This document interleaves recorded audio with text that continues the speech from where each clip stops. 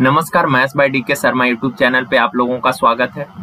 यार आज हम लोग सेट नंबर 15 करने वाले हैं और जो लोग भी नए हैं टेलीग्राम चैनल को आप लोग ज्वाइन कर लीजिए ताकि वहां से आप लोगों को पीडीएफ इजीली अवेलेबल हो जाए।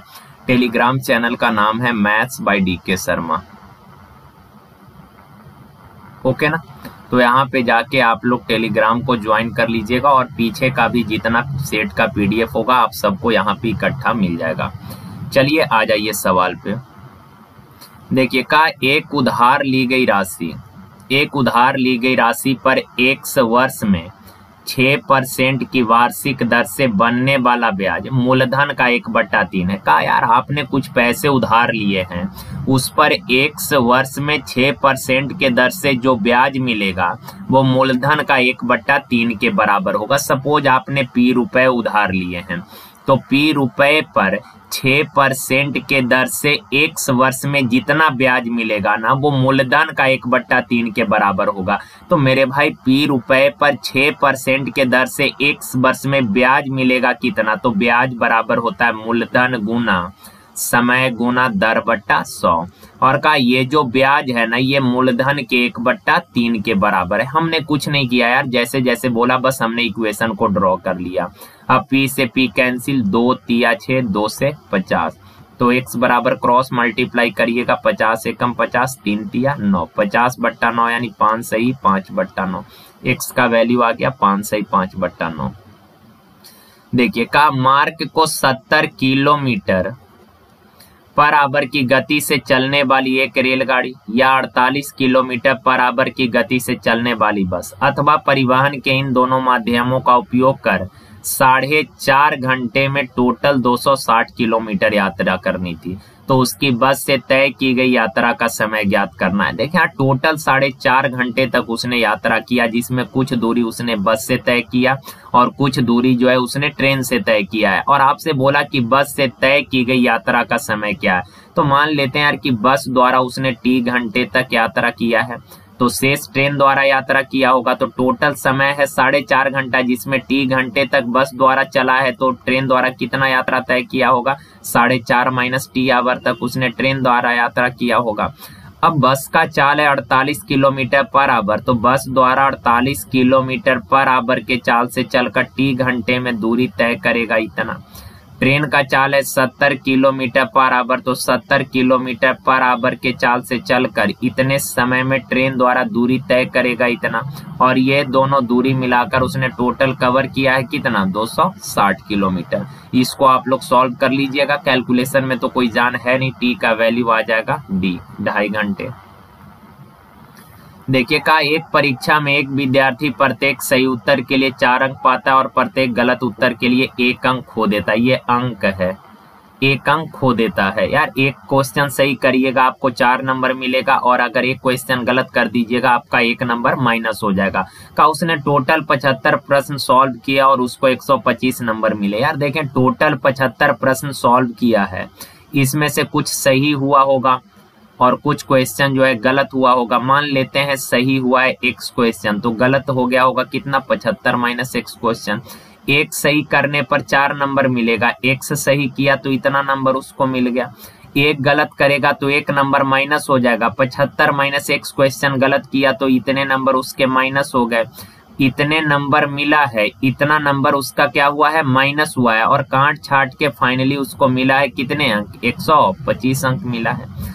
यार इसको सॉल्व करिए, 4x minus 75 minus into minus plus x बराबर 125। 4x प्लस x कितना, 5x। 75 उधर जाके जुटेगा 200। x बराबर 5 से काटिएगा 40 बार में, x का वैल्यू आ गया 40, यानी सही किया है 40 क्वेश्चन तो गलत कर दिया होगा क्या क्वेश्चन, 35। सवाल में बोला सही प्रश्नों की संख्या यानी कि 40। देखिए एक व्यक्ति ने अपने सबसे बड़े पुत्र को 2500 रुपए दिए।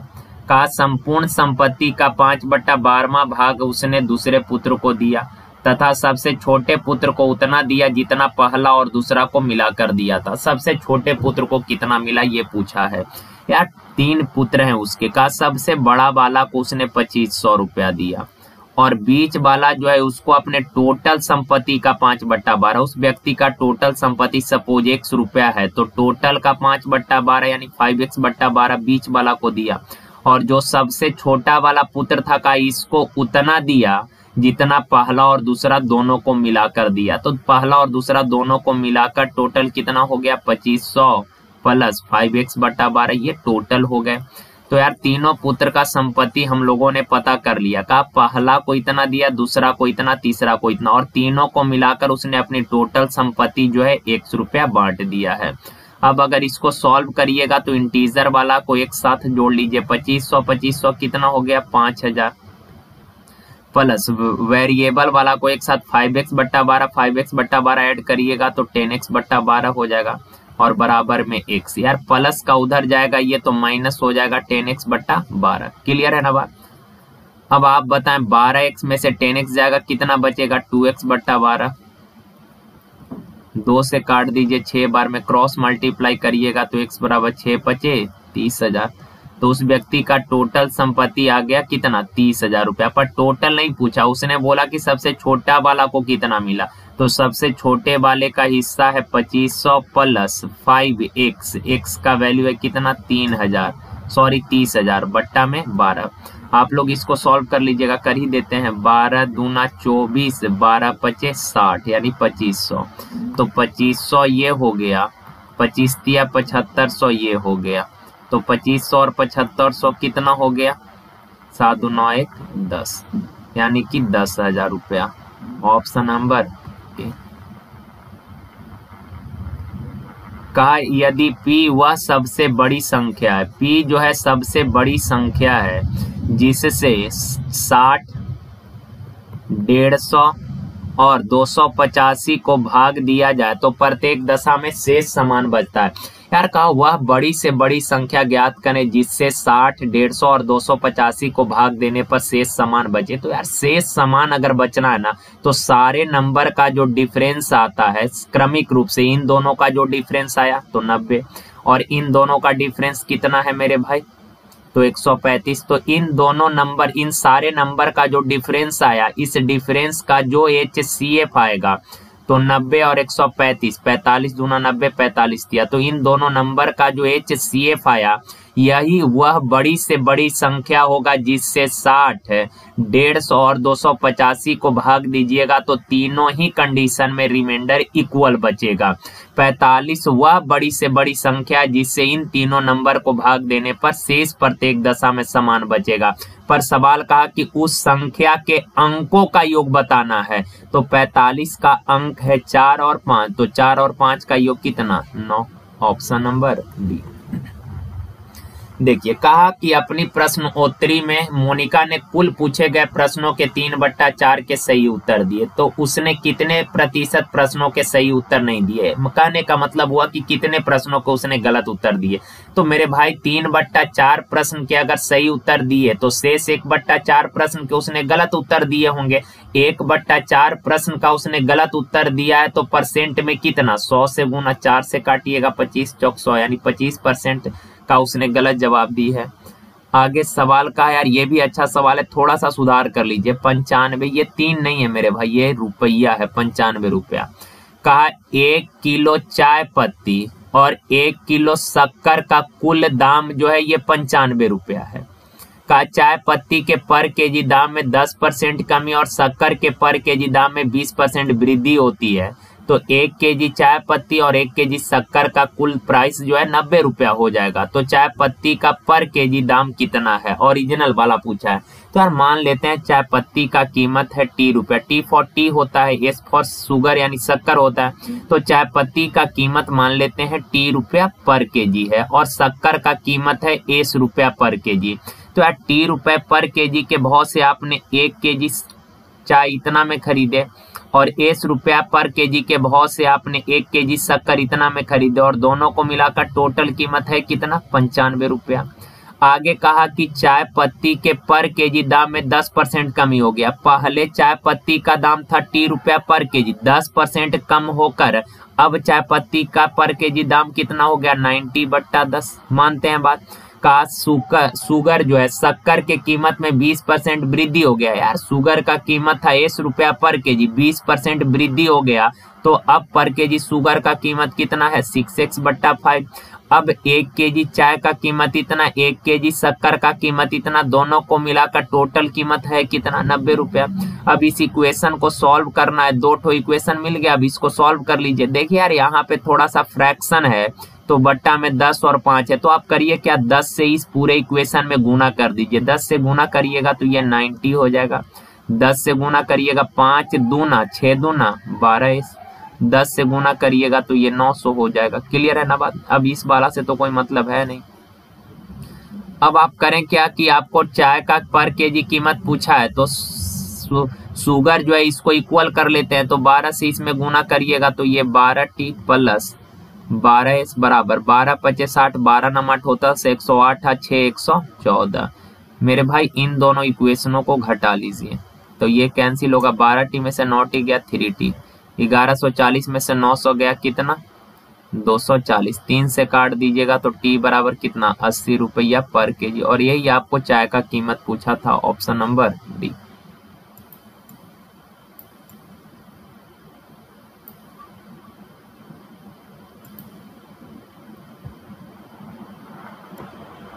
देखिए का राम और श्याम की आयु नहीं, ये आय है, आय का अनुपात 7:17, श्याम और स्वर्ण की आय का अनुपात राम की आय दिया है स्वर्ण का। ये सवाल तो आप लोग कर ही लेंगे, बस रेशियो को बैलेंस करना है, हो जाएगा।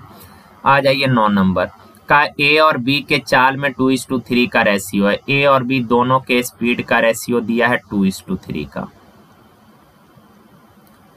आगे सवाल में कहा कि एक निश्चित स्थान से दूसरे निश्चित स्थान पर एक साथ चलकर पहुंचने में ए बी से 10 मिनट अधिक समय लेता है। देखें यार रेशियो जो दिया है ना ये स्पीड का दिया, पर सवाल में जो टाइम का दिया है वो डिफरेंस दिया है। रेशियो स्पीड का दिया पर डाटा में टाइम का डिफरेंस दिया, तो हम लोग को टाइम का रेशियो निकालना पड़ेगा। और आप लोगों को पता ही है कि सर अगर दूरी कांस्टेंट है, अगर दूरी सेम है तो स्पीड और टाइम एक दूसरे का इनवर्स होता है। स्पीड का रेशियो 2:3 है तो टाइम का रेशियो 3:2 हो जाएगा। कहने का मतलब ए को समय लगा 3 यूनिट, बी को टाइम लगा 2 यूनिट, तो ए को बी से कितना टाइम ज्यादा लगा, 1 यूनिट समय ज्यादा लगा, पर एक्चुअल में बोला है कि 10 मिनट ज्यादा लगा है। 1 यूनिट 10 मिनट, तो ए को समय लगा है 3 यूनिट यानी 30 मिनट, बी को समय लगा 2 यूनिट यानी कितना, 20 मिनट। अब मेन सवाल यहाँ से है, कहा ए अपनी सामान्य चाल की 2 गुनी चाल से यात्रा तय करे तो यह दूरी तय करने में कितना समय। देखिए यार ए अगर अपने वास्तविक स्पीड से, अपने ओरिजिनल स्पीड से अगर दूरी को कवर करेगा तो उसको टाइम लगेगा 30 मिनट। अपने वास्तविक चाल से चलकर अगर डिस्टेंस कवर करेगा तो उसको टोटल 30 मिनट समय लगेगा। पर सवाल में इसने बोला कि ए अपनी चाल 2 गुना कर दे, अगर ओरिजिनल स्पीड से चलेगा तो 30 मिनट लगेगा, लेकिन जैसे ही आपने अपना चाल 2 गुना करिएगा ना, चाल अगर 2 गुना करिएगा तो टाइम आधा लगेगा। इस बात को समझना जरूरी है मेरे भाई आपके लिए। अगर अपने वास्तविक स्पीड से चलिएगा तो टाइम लगेगा 30 मिनट, लेकिन जैसे ही आपने अपना चाल 2 गुना किया, चाल अगर 2 गुना कर दीजिएगा तो टाइम आधा लगेगा। आधा लगेगा मीन्स कितना लगेगा, 15 मिनट का समय लगेगा। देखिए का सुरेश एक वर्गाकार मैदान के चारों ओर कोनिक बिंदु ए से साइकिल चलाना शुरू करता है। आधा घंटे बाद वह कोनिक बिंदु सी जो कर्ण ए के विपरीत है पहुंचता है। यदि उसका गति 8 किलोमीटर पर आवर है तो मैदान का एरिया। देखें यार एक वर्गाकार मैदान है, ए बी सी और डी, ये वर्गाकार मैदान है। कहा कि ए से चलना प्रारंभ किया, ए से चला, अगर वर्गाकार मैदान है तो प्रत्येक भुजा क्या होगा मेरे भाई, बराबर होगा। कहा ए से चलना प्रारंभ किया और आधा घंटे में वो सी पॉइंट पर ऐसे चल रहा है, ऐसे ऐसे चलते चलते बिंदु सी पर उसने कितने देर में पहुंच गया, आधा घंटा में। तो आप बताएं यार 8 किलोमीटर पर आवर के चाल से चलकर आधा घंटा में अगर ए से सी पर आ गया तो 8 के चाल से चलकर आधा घंटा में उसने दूरी कितना तय किया, तो दूरी बराबर चाल गुना समय। 8 के चाल से चलकर आधा घंटा में कितना दूरी तय किया, 4 किलोमीटर। यानी यहाँ से लेकर यहाँ तक टोटल डिस्टेंस है 8 किलोमीटर। और आपको पता है कि ये वर्ग है तो प्रत्येक भुजा क्या होगा, बराबर। टोटल 4 है तो ये वाला 2 होगा और ये वाला भी 2 होगा। वर्ग का प्रत्येक भुजा बराबर यानी सब 2 2, तो वर्ग का एरिया बोला भुजा स्क्वायर यानी 2 का स्क्वायर कितना 4, ऑप्शन बी। देखें 3 के पावर 11, 3 के पावर 12, 3 के पावर 13, 3 के पावर 14 का निम्न में से किससे विभाजित है? तो मेरे भाई कॉमन कर लेते हैं 3 के पावर 11, तो अंदर 1 बचेगा। 3 के पावर 11 कॉमन किए हैं तो एक यहाँ 3 के पावर 2 और यहाँ 3 के पावर 3। 3 के पावर 11 गुना 3 का क्यों 27 और 9 36 और 3 39 है 40 का ये कंप्लीट व्यंजक जो है निम्नलिखित में से किससे विभाजित होगा? तो ऑप्शन ए में है 7, 7 से अगर भाग दीजिएगा क्या ये कटेगा? नहीं। बी में है 8, 8 से क्या ये व्यंजक डिविजिबल है? तो 8 से आप भाग देंगे तो 8 × 5 = 40, पूरा पूरा कट गया, यानी कि ये कंप्लीट व्यंजक जो है ये 8 से पूर्णतः विभाजित है, यानी ऑप्शन बी।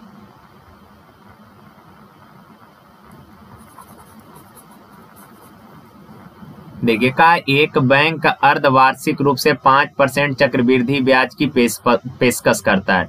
देखें यार 5% अर्धवार्षिक ब्याज का पेशकश करता है। जनरली ब्याज जो होता है ना ये 1 साल का होता है, रेट जो होता है ये 1 साल का वार्षिक होता है, पर बैंक ने कहा कि पेशकश किया अर्धवार्षिक रूप से ब्याज का। कहने का मतलब है कि हर 6 महीने पे वो 5% ब्याज देने की बात कर रहा है। रेट हमेशा वार्षिक होता है मेरे भाई, लेकिन का बैंक अर्धवार्षिक ब्याज की पेशकश किया, यानी बोला कि भैया आप मेरे के यहाँ पैसा जमा कीजिए, आपको हर 6 ही महीना पर हम 5% ब्याज देंगे, हर 6 महीना पे 5% ब्याज देंगे। कहा एक ग्राहक 1 वर्ष में 1 जनवरी और 1 जुलाई को 9600 रुपए जमा करता है। 1 जनवरी और 1 जुलाई को 9600 रुपए जमा किया, तो आप बताइए यार जनवरी में आपने 9600 रुपए जमा किया, फिर आप 1 जुलाई को 9600 रुपए जमा किए, तो सवाल में कहा कि वर्ष के अंत में यानी 1 साल के बाद उससे कुल कितनी राशि का लाभ होगा? तो मेरे भाई आप एक चीज बताना, 1 जनवरी को जो पैसा आपने जमा किया वो तो पूरे 1 साल तक बैंक में रहा होगा। जनवरी, फरवरी, मार्च, अप्रैल, मई, जून, जुलाई, अगस्त, सितंबर, अक्टूबर, नवंबर, दिसंबर, 9600 रुपए जो आपने 1 जनवरी को जमा किया ये पूरे 1 साल यानी कि 12 महीने तक बैंक में रहेगा।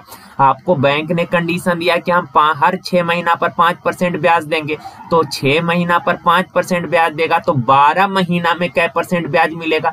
10% मत बोल दीजिएगा अलबलाल। चक्रवृद्धि ब्याज है कंटिन्यू घटना घटता है, एक घटना घटने के बाद जो परिणाम आया उस पर ब्याज मिलता है चक्रवृद्धि ब्याज में।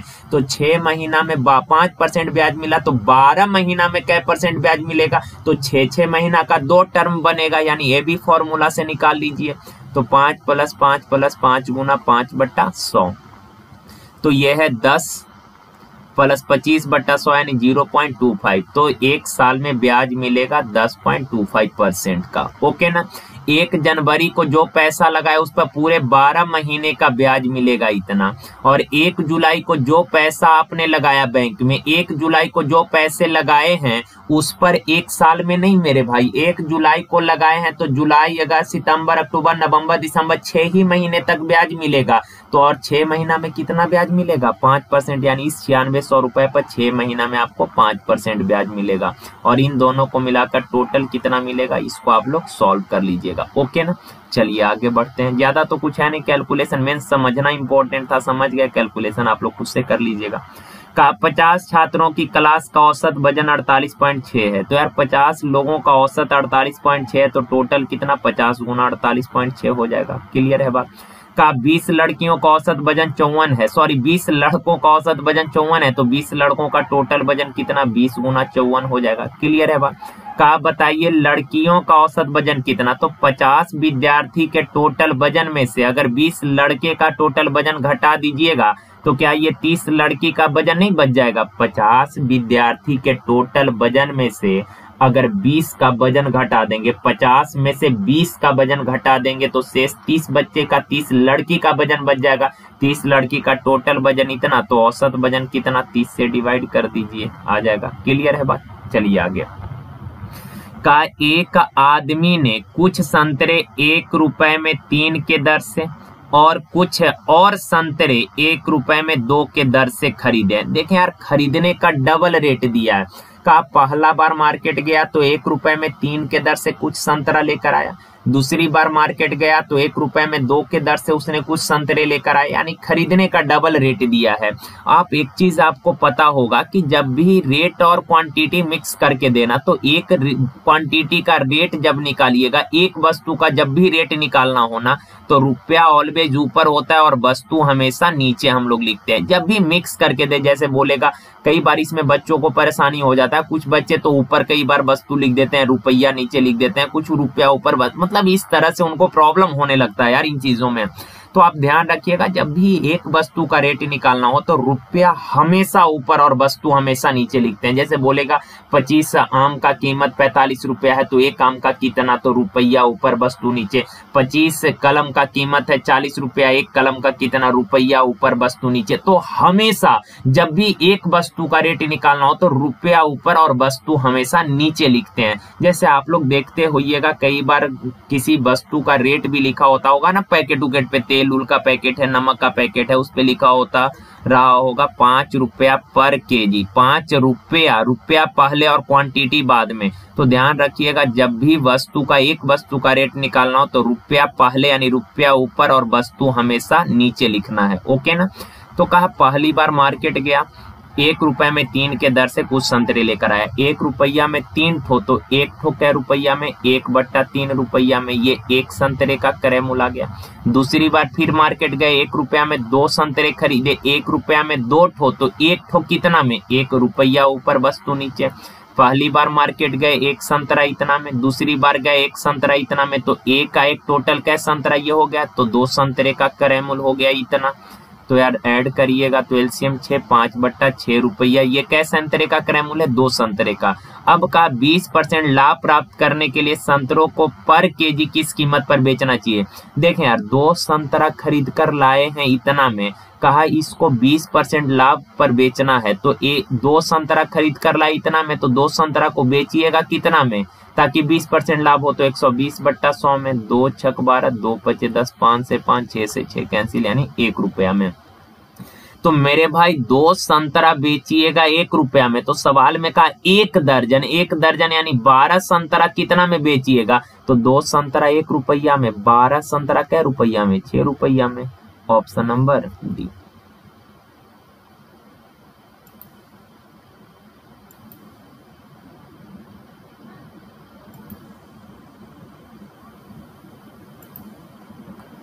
देखिए कहा एक बैग में 1 रुपए, ये रुपया हमने पहले भी आप लोगों को बता दिया, आप सेट मारते मारते आइडिया हो ही गया होगा। आगे मिसिंग है यानी ये रुपया, आगे स्पेस रहेगा यानी रुपया है। कहा 1 रुपए, 5 रुपए और 10 रुपए के सिक्के हैं। कहा यह मानते हुए कि 1 रुपए, 5 रुपए और 10 रुपए के सिक्कों की संख्या बराबर है, प्रत्येक प्रकार के सिक्कों का संख्या बराबर है, यानी कि 1:1:1 है। आगे का यदि बैग में कुल धन 368 रुपया, यार तीनों प्रकार के सिक्कों को मिलाकर टोटल अमाउंट 368 है। संख्या का रेशियो है, मूल्य का निकाल लेते हैं, आसान सा ही सवाल है। 1 रुपए के 1 सिक्के हैं, यानी कि कै रुपए हैं आपके पास, 1 रुपए। 5 रुपया का भी 1 सिक्का है, यानी कै रुपया है, 5 रुपया। 10 रुपया का 1 सिक्का है, यानी 10 रुपया। तो तीनों प्रकार के सिक्कों को मिलाकर टोटल कीमत है कितना, 10, 5, 15, 1, 16 यूनिट, पर एक्चुअल में है कै रुपया, 368 रुपया। तो 1 यूनिट का वैल्यू कितना, 16 दूना 32, 16 तिया 48, 1 यूनिट 23 है। तो सिक्कों की कुल संख्या मेरे भाई, 1 रुपए के सिक्कों का संख्या 1 है, 5 रुपए के सिक्कों का संख्या भी 1, 10 रुपए के सिक्कों का भी संख्या 1। तो तीनों प्रकार के सिक्कों को संख्या मिलाकर 3 यूनिट है, 1 यूनिट 23 है, तो 3 यूनिट का वैल्यू 23 तिया 69, ऑप्शन नंबर ए। देखिए कहा जानकी और मानसी अलग अलग काम करते हुए 45 और 72 दिन में कर देंगे। उन्होंने मिलकर काम करना शुरू किया, परंतु काम पूरा होने से 3 दिन पहले जानकी काम छोड़कर भाग गई। का कुल काम कितने दिन में हुआ।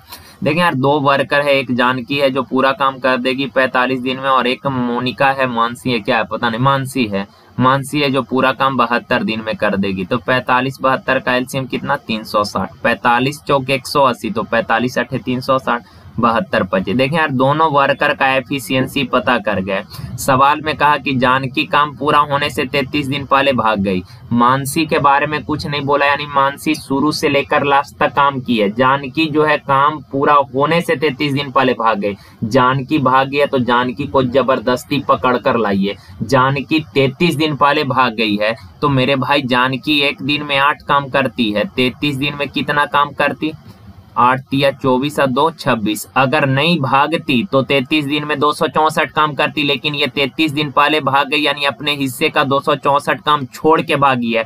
तो जानकी को जबरदस्ती पकड़ के बुलाइए और उससे 264 काम एक्स्ट्रा कराइए। 360 काम था पहले, 264 काम और कराइए, तो अब टोटल काम हो गए कितने? 4 6 6 12 5 1 624 काम टोटल हो गए। आखिरी में टोटल कितने काम है? 624 काम है। अब लास्ट में तो जानकी भी आ गई, मानसी तो बेचारी थी ही लास्ट तक, तो अब टोटल 2 वर्कर है, आखिरी में दोनों वर्कर है, तो दोनों मिलकर उस पूरे काम को करेंगे। कितना दिन लगेगा? दोनों मिलकर एक दिन में 8 5 13 काम, तो इतना काम कितना दिन में? दोनों के एफिशिएंसी से डिवाइड करिए। 13 चौक 52 और 13 13 चौक 52, 13 ठीक, चलो तब से सही तो है, 48 दिन। पूरा काम कै दिन में होगा? 48। ये कॉन्सेप्ट आप लोग पढ़े होंगे टाइम एंड वर्क में कि जो वर्कर काम करके जाता है उसका काम घटता है, जो काम छोड़कर जाता है उसका काम जुड़ता है। आगे देखिए सवाल, कहा कि क्या दिया है?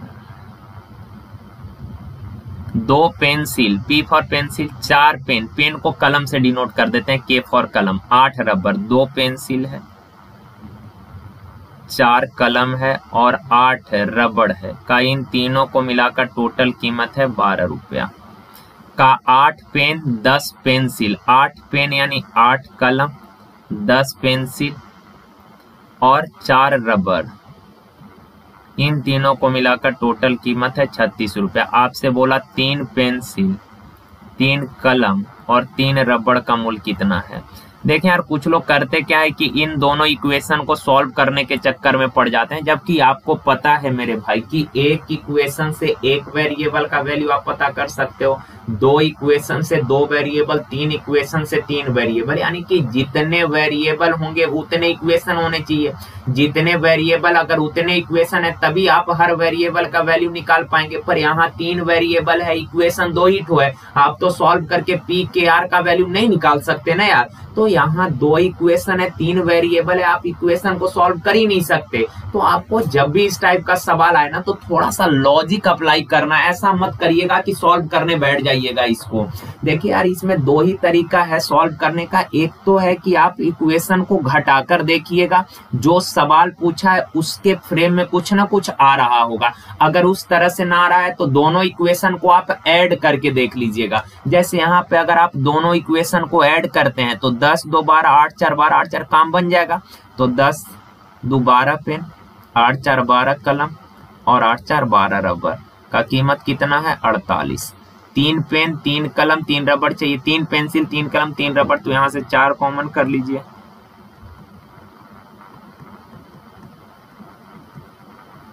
48, 3 4 से काटिएगा, 12 चौक 48, यानी 3 पेंसिल 3 कलम और 3 रबड़ का कीमत कितना आ गया? 12। तो जब भी इस टाइप का सवाल आए ना तो आप सॉल्व करने मत लग जाइएगा, कुछ लॉजिक अप्लाई करना है, काम बन जाएगा। देखिए, का 5 वर्ष पहले एक कंपनी को उसकी पूंजीगत निवेश का 60% नुकसान हुआ। का एक कंपनी जो टोटल जितना पैसा इन्वेस्ट किया ना उसका 60% उसको लॉस हो गया।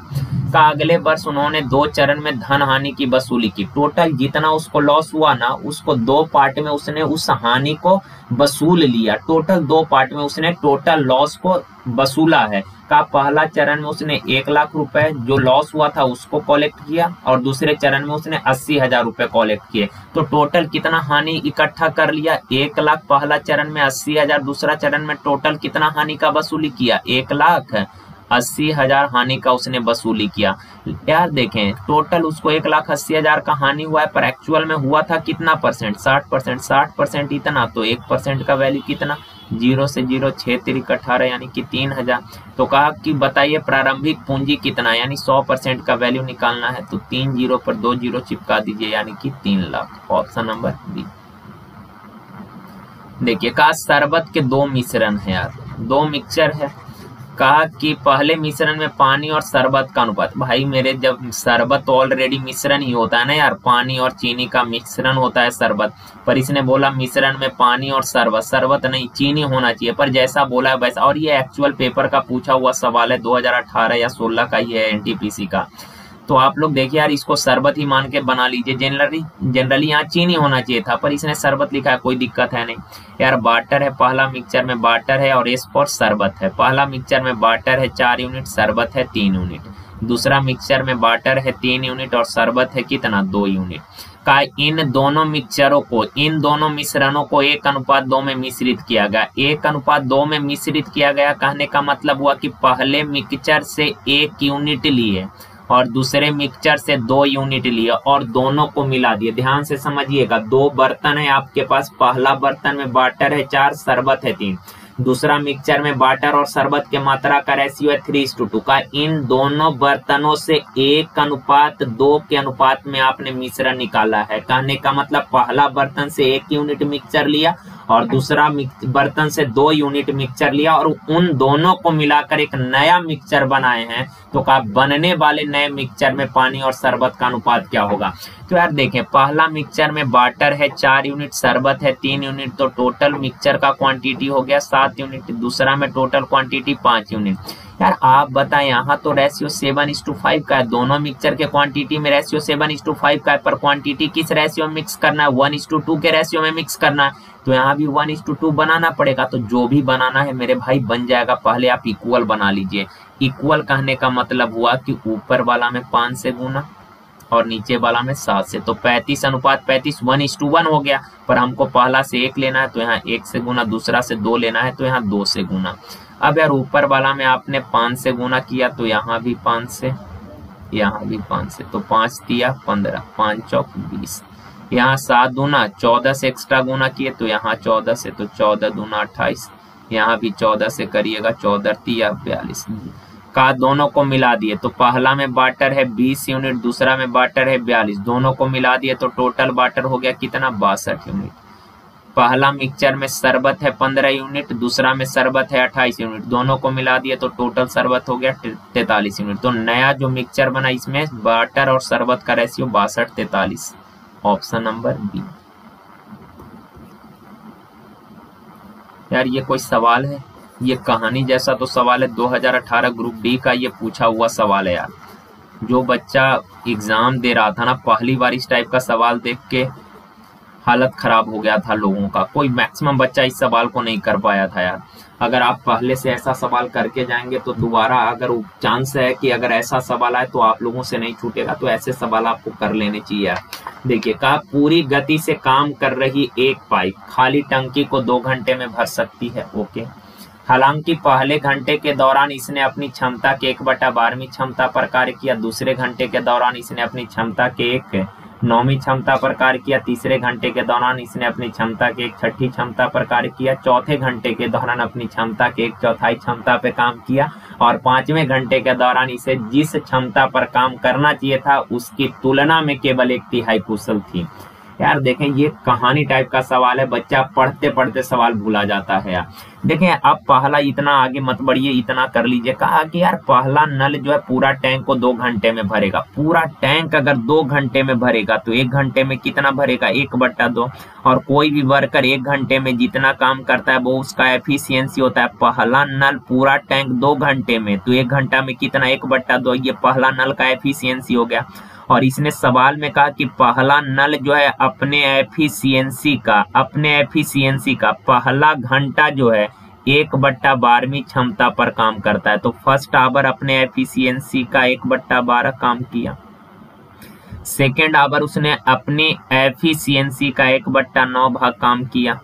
तो हर बार अपनी एफिशिएंसी का तो 1/2 का 1/12, 1/2 का 1/9, तो बार बार 1/2 का लिखने से अच्छा है कि 1/2 कॉमन कर लेते हैं। अपनी एफिशिएंसी का फर्स्ट आवर 1/12, अपनी एफिशिएंसी का सेकेंड आवर 1/9 का, अपनी एफिशिएंसी का थर्ड आवर जो है उसने कितना काम किया है, तीसरे घंटे के दौरान अपनी क्षमता के 1/6 क्षमता पर काम किया, 1/6 भाग काम किया है। इसी प्रकार से चौथा आवर अपनी क्षमता का 1/4 और पांचवा आवर जो है अपनी क्षमता का 1/3 काम किया। यानी पहला नल जो है 5 घंटे में इस तरह से काम किया। पहला घंटा अपनी एफिशिएंसी का 1/12, second hour 1/9, third hour 1/6, fourth hour 1/4, third hour 1/3 इतना काम किया। यानी पहला नल 5 घंटे में टोटल इतना काम किया है। पहला नल जो है 5 घंटे में इतना काम किया। क्लियर है बात? यहाँ तक कोई दिक्कत नहीं? आ जाइए अब आगे। अब आगे सवाल में यहां से कहा कि दूसरा पाइप, यहाँ देखिए दूसरा पाइप ने भी ऐसे ही कार्य किया। ऐसे ही काम कहने का मतलब दूसरा पाइप भी पहला घंटा अपनी क्षमता का 1/12, दूसरा घंटा अपनी क्षमता का 1/9, तीसरी घंटा इसी प्रकार से, जिस प्रकार से पहला नल काम किया दूसरा नल भी उसी प्रकार से काम किया है। लेकिन यह अपनी क्या लिखा है, परिधि पर कार्य करती है। ये हटाइए, यह अपनी कार्य करती है तो इसे खाली टंकी को 4 घंटे में भर देना था। देखिए यार दूसरा नल जो है पूरा टंकी को 4 घंटे में भरेगा। पूरा टंकी 4 घंटे में भरेगा तो 1 घंटा में कितना भरेगा, 1/4 भाग भरेगा। यानी कि प्लस है, ये दूसरा नल का एफिशिएंसी हो गया। का दूसरा नल भी अपने एफिशिएंसी का इसी प्रकार से 5 घंटे में काम करता है। तो लिखने में टाइम खराब मत करिए। दूसरा नल अपनी एफिशिएंसी का इतना काम किया है 5 घंटे में। मेरे भाई पहला नल 5 घंटे में इतना काम किया, दूसरा नल 5 घंटे में इतना काम किया। और आगे सवाल में कहा यदि दोनों पाइप और वो पाइप जो टंकी को स्थिर गति से खाली करती है एक साथ चालू होती है तो आधी खाली टंकी को 5 घंटे में भरी जा सकती है। आधी खाली टंकी को 5 घंटे में भरी जा सकती है। यदि अकेले खाली करने वाली पाइप को चलाया जाए तो इसे भरी हुई टंकी खाली करने में कितने घंटे लगेंगे। देखिए आप, कहा कि तीनों नल 5 घंटे तक चला है। तीनों नल, 2 ठो भरने वाला है और 1 ठो खाली करने वाला है। कहा तीनों नलों को 5 घंटे तक चला है तो आधा टंकी भर गया। आधा टंकी पहले से भरा था तो केवल आधा ही भरा है 5 घंटे में। तो यार मान लेते हैं कि तीसरा नल का इसने टाइम नहीं दिया। हमने मान लिया तीसरा नल पूरे टंकी को C आवर में खाली करेगा। C घंटे, x घंटे मान लेते हैं। पूरा टंकी को x घंटे में खाली करेगा तो 5 घंटे में कितना खाली करेगा, 5/x भाग खाली करेगा। यानी माइनस है। पहला नल 5 घंटे में इतना भाग भरा है, दूसरा नल जो है ये 5 घंटे में इतना भाग भरा है, तीसरा नल 5 घंटे में इतना खाली किया और तीनों मिलकर पूरा टंकी भरा है कितना, आधा। आधा यानी 1/2 भाग। क्लियर है बात? अब यही चीज लिखना था और इसके बाद इसमें कुछ जान है नहीं, सवाल काफी आसान हो गया। अब देखें यार 12, 9, 6, 4, 3 का एलसीएम लीजिएगा तो इन सबों का एलसीएम हो जाएगा 36। 1/2 पहले से है। अब 12 तिया 36, 9 चौक 36, 6 छक 36, 4 से 9 चौक 36, 12 तिया 36। क्लियर है ना? ऐड करिए 3 4 7 6, 7 2 9 9 18, 18 2 20 4 24, 2 1 3, 34/36 हो गया। क्लियर है बात? अब यहाँ पे जो है प्लस 1/4, इसका भी तो क्योंकि इसी क्रम में ये भी काम किया तो इसका भी आएगा कितना, 34/36। और ये प्लस का 1/2 बाएं साइड लाइएगा तो -1/2 हो जाएगा। -5/x उधर जाके +5/x हो जाएगा। अब देखें यार यहाँ से थोड़ा सा कैंसिल कर लीजिए।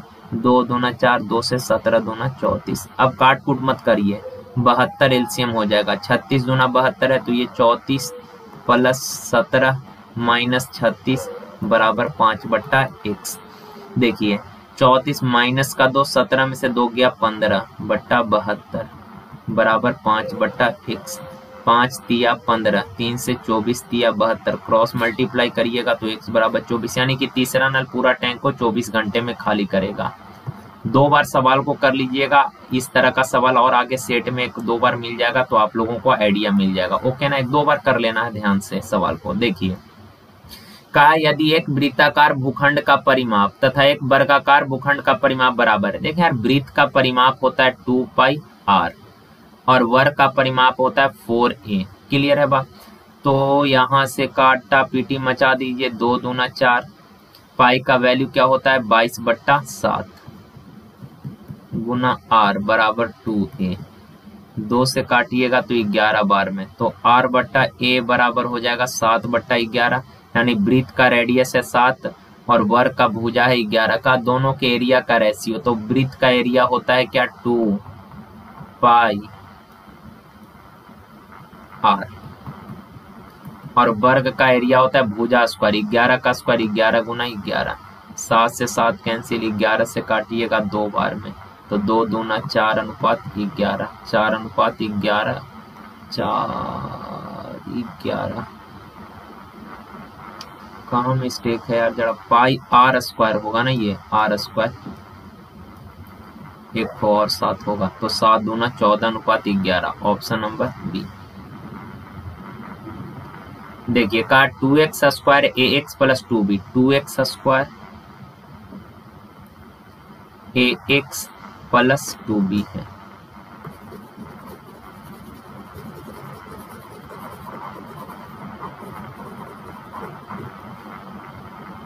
सेकंड रिलेशन दिया है x square plus b x plus 2a का, इसको अगर x माइनस 1 से भाग दिया जाए तो शेष 16 बचता है, और इस व्यंजक को अगर x प्लस 1 से भाग दिया जाए तो शेष जो है -1 बचता है। देखें यार, जिससे भाग देना है उसके बराबर 0 लेकर x का वैल्यू निकाल लीजिए, और x का मान इसमें जैसे ही पुट करिएगा, x का वैल्यू 1 पुट करिएगा तो 1 का square 1, 1 Guna 2 2, 1 Guna a plus 2b बराबर x का जैसे ही वैल्यू पुट किए रिमाइंडर क्या बचेगा 16।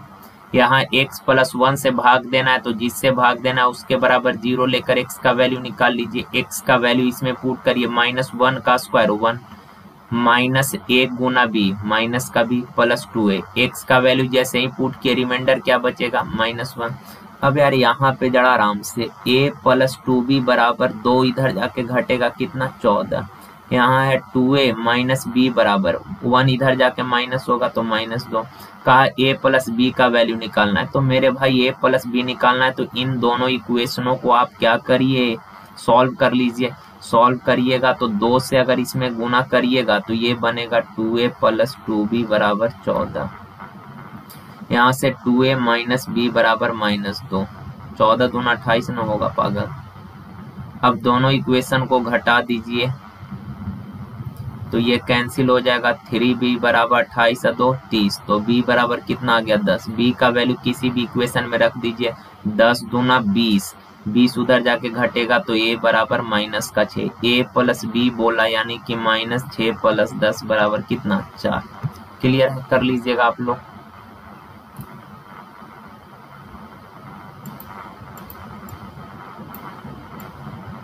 कैलकुलेशन में कहीं मिस्टेक होगा यार, सॉरी 4 आंसर नहीं है, यानी कैलकुलेशन कहीं मिस्टेक है।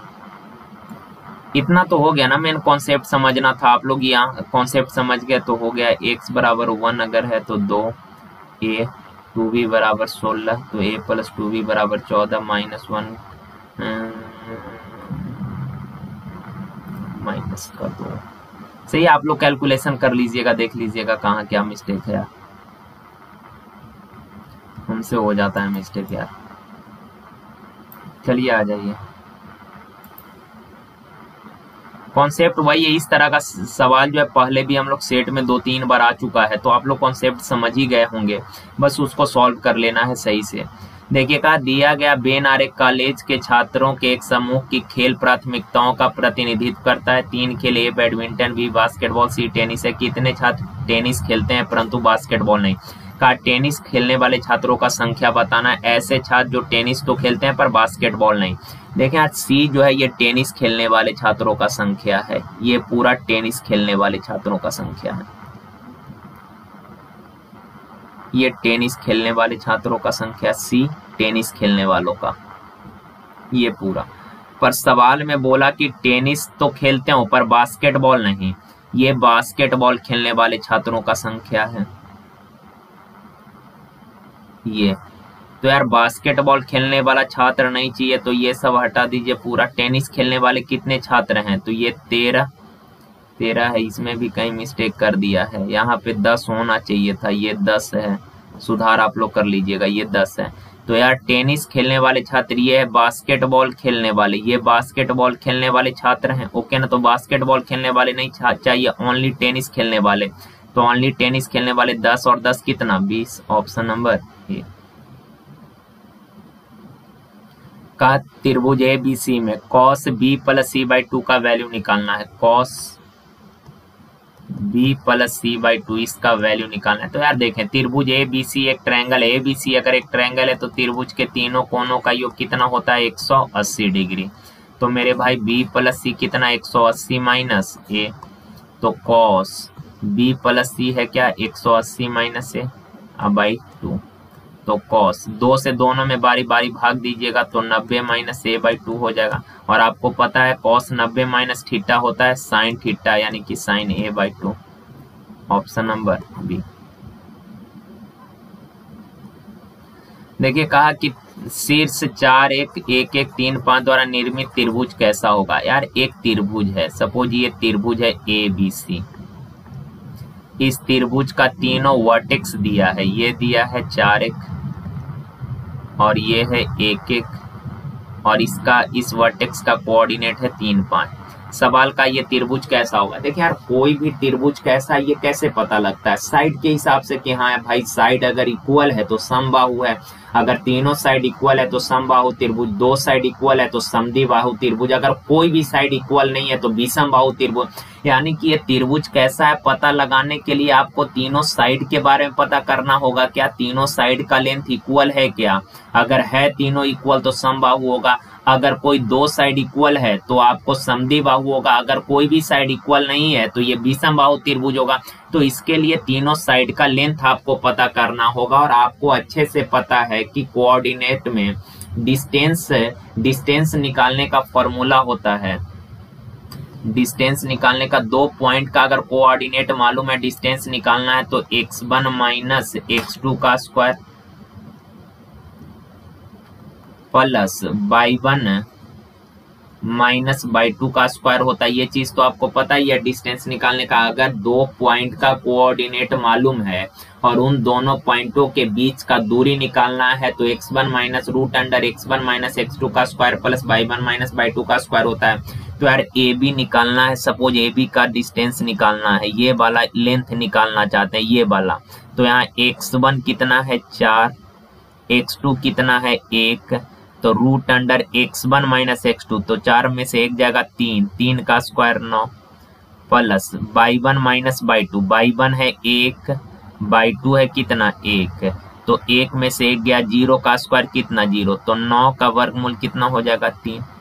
अगर आपको BC निकालना है तो root under x1 minus x2, x1 है कितना 1 और x2 है कितना 3, तो 1 में से 3 गया 2, 2 का माइनस 2 का स्क्वायर 4 प्लस y1 है 1 और y2 है कितना 5, तो 1 में से 5 गया माइनस 4 का स्क्वायर, माइनस 4 का स्क्वायर कितना 16,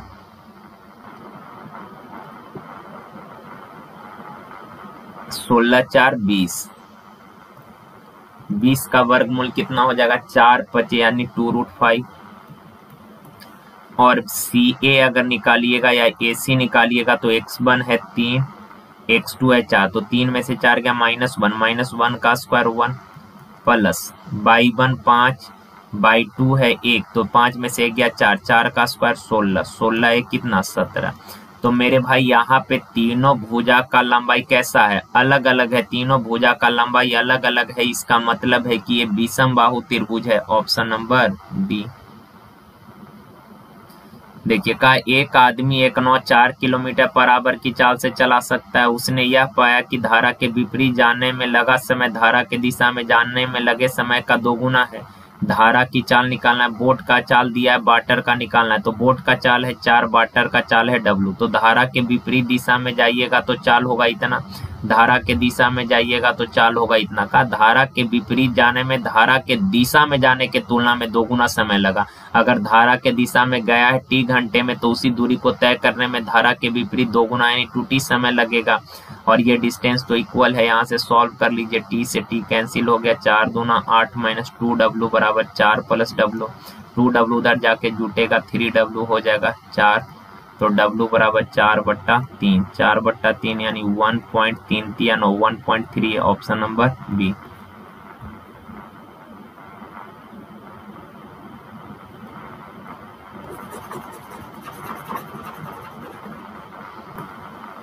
देखिए का 5 क्रमागत संख्याओं का औसत 50 है। 5 क्रमागत संख्या का औसत 5, सपोज बी, सी, डी और ई, ये 5 क्रमागत संख्या है, लगातार संख्या है। तो यार अगर लगातार संख्या लिखिएगा, जैसे हम बोले 5 से लगातार संख्या लिखिए, तो लगातार लिखिएगा 6, 7, 8, 9 इस तरह से लिखिएगा, तो गैप तो एक एक का ही होगा ना यार। अगर लगातार सम संख्या लिखिएगा तो गैप दो दो का होगा। लगातार विषम संख्या लिखिएगा तो भी गैप दो दो का, लेकिन अगर लगातार संख्या लिखिएगा तो गैप एक का होगा।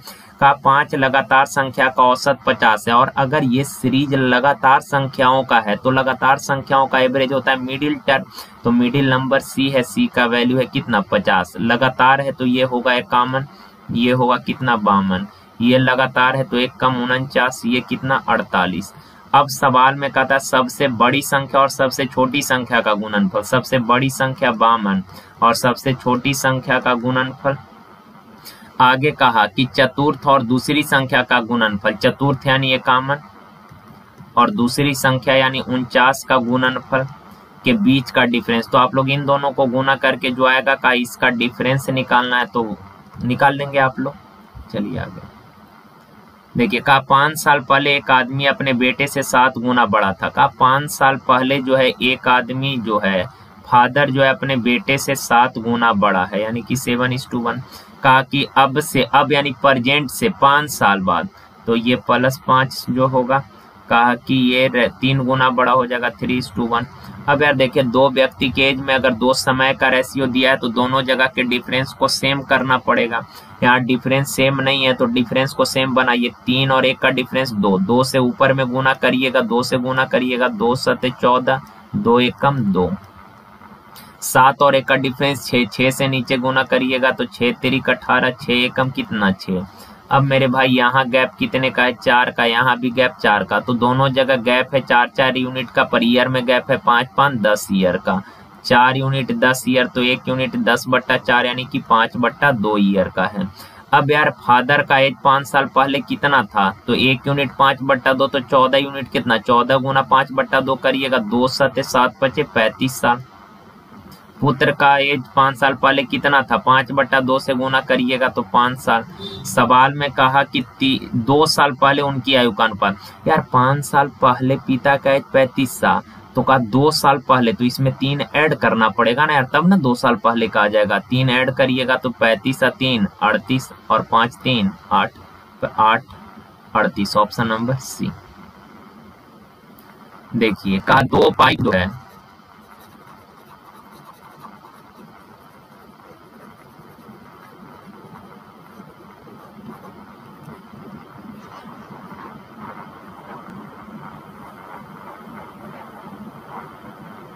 का 2 पाइप एक टंक को साथ काम करते हुए का 3.9 आवर और 5.2 आवर में पूरी भर सकता है। देखिए यार ये जो है पूरा टंकी को 3.9 यानी 39/10 घंटे में, जब भी डेसिमल के रूप में टाइम दे तो उसको फ्रैक्शन में कन्वर्ट कर लीजिए। का बी जो है पूरी टैंक को 5.2 यानी 52/10, 52/10 2 से काटिएगा तो 26 दूना 52, 2 पचे 10। कहा कि तीसरा पाइप 10.4 घंटे में, तो तीसरा पॉइंट जो है 10.4 यानी 10.4/10, 2 से काटिएगा तो 52/5 घंटे। अब यार इन सबों का एलसीएम ले लीजिए, तो 39, 26 और 52 का एलसीएम कितना हो जाएगा, 13 3 13 13 चौक 52।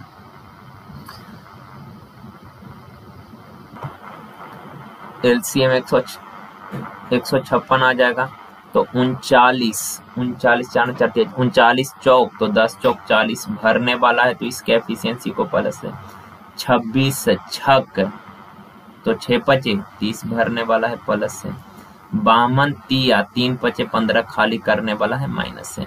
का टंकी 1/12 भरी होने के बाद सभी तीनों पाइपों को एक साथ खोल दिया जाता है, तो टंकी को पूरा भरने में कितना समय लगेगा। मेरे भाई टंकी 1/12 भाग भरा हुआ है, 1/12 भाग भरा हुआ है, तो 156 का 1/12 निकालिएगा तो 12 एकम 12, 12 तिया 36 यानी 13 यूनिट भरा है। तो भरने के लिए रिमेनिंग बचा है कितना, 156 में से 13 भरा है, तो शेष बचा है कितना भरने के लिए, 143।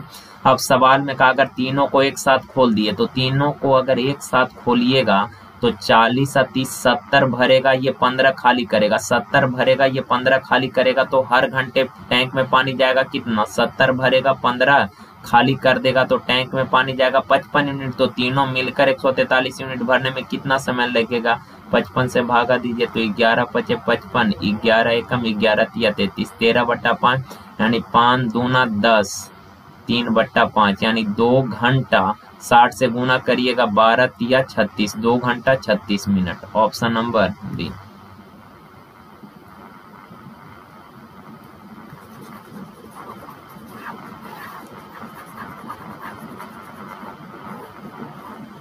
देखिए कहा पेड़ के पाद यानी बेस होता है, आधार होता है, का आधार बिंदु से, पेड़ का ये बेस है यार, आधार है, का आधार बिंदु से दोनों और x मीटर और y मीटर के दूरी पर 2 बिंदु है। इधर x मीटर के दूरी पर एक बिंदु और आधार से इधर y मीटर के दूरी पर एक बिंदु है। का इन दोनों बिंदुओं से पेड़ के शीर्ष को देखने पर, दोनों बिंदु से पेड़ के शीर्ष को देखने पर कहा कि बनने वाला उन्नयन कोण अल्फा और बीटा, यदि अल्फा प्लस बीटा 90, यार अल्फा बीटा 90 है तो अगर ये अल्फा है दूसरा बीटा है, बीटा है कहने का मतलब क्या हो जाएगा 90 माइनस अल्फा हो जाएगा। क्लियर है ना बात। तो सवाल का पेड़ का ऊंचाई निकालना है, पेड़ का ऊंचाई h मान लेता हूं। जरा इस ट्रायंगल में आप देखें यार, tan अल्फा क्या होगा, tan अल्फा होगा p/b यानी कि h/x। इस ट्रायंगल में tan 90 माइनस अल्फा p/b यानी कि h/b, tan 90 माइनस अल्फा होता है cot अल्फा बराबर h/y। और आपको तो पता है tan अल्फा cot अल्फा पता है, तो tan alpha into cot alpha क्या होगा 1 होता है। tan का वैल्यू है h/x इंटू cot का वैल्यू है h/y बराबर 1, तो h गुना h स्क्वायर बराबर x इंटू y, तो h बराबर √x into y। Option number B. और ऐसे भी आप लोगों को अगर ये पूरक है, अल्फा और बीटा का योग 90 डिग्री यानी कि अल्फा और बीटा एक दूसरे का पूरक है, अल्फा और बीटा एक दूसरे का क्या है पूरक है, यानी एक अगर अल्फा होगा तो दूसरा 90 माइनस अल्फा होगा। तो पूरक वाला के केस में जब भी हाइट पूछे ना या डिस्टेंस पूछे तो उसमें आंसर ऑलवेज होगा √x/, हमेशा √x/होगा। ओके ना। तो आज के लिए यहीं तक यार, थैंक यू, धन्यवाद।